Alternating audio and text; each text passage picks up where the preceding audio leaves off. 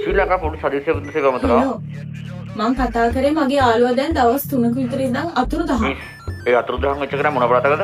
එයා මෙහෙනම් නෙමෙයි. එයා පොළොන්නරු.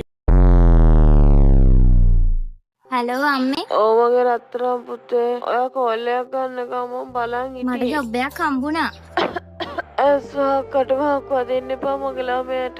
කොළඹ ගාමන්ට් එක අම්මේ. දැන් කොහෙද නතර වෙලා ඉන්නේ?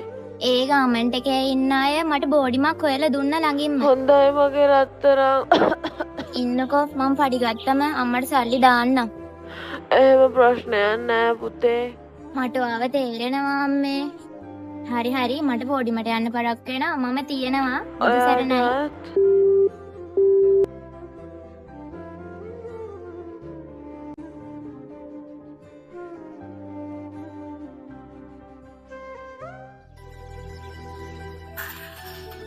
අක්කේ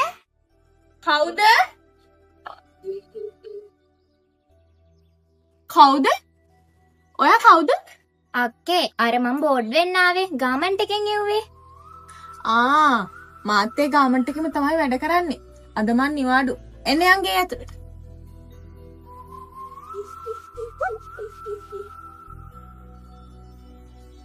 මේක තමයි ගෙදර.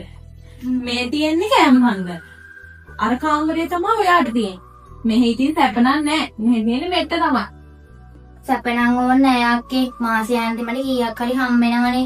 ඒ ටික මට හොඳටම ඇති. මේ සම්බන්ධව දැනටමත් ඔබතුමියට සැකකටු කවුරුද ඉන්නවද? අපි වහම දැනුවත් කරන්න. ඔව්. එයාට බොයිෆ්‍රෙන්ඩ් කෙනෙක් ඉන්නවා. හෙලෝ. හෙලෝ. බලටත් අපිම කෝල් එකක් ගන්න ඕනේ.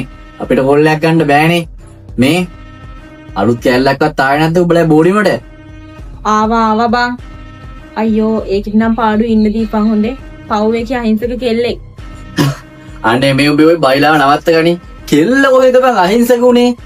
මේ දීපන් මටත් වැඩක් කරගන්න ඔය නම්බරේ ඔයගේ. එහෙම එකපාරට දෙන්න බෑ. උඹ පොඩ්ඩක් ටෝක් කරලා බලපන්කෝ. අනේ මේ උඹ හිතුවද මට දෝදු කියලා? ගාමන්ට් යන කැලේ ටෝක් කර කර ඉන්න. හෙට හාෆ් ඩේ. උඹ පොඩ්ඩක් ගාමන්ට් එක ගාවට හරි පාරායිනට හරි පොඩ්ඩක් ඇවිල්ලා බලපන්කෝ. මේ ගාමන්ට් ගානට රින්ගන්න මට බෑ.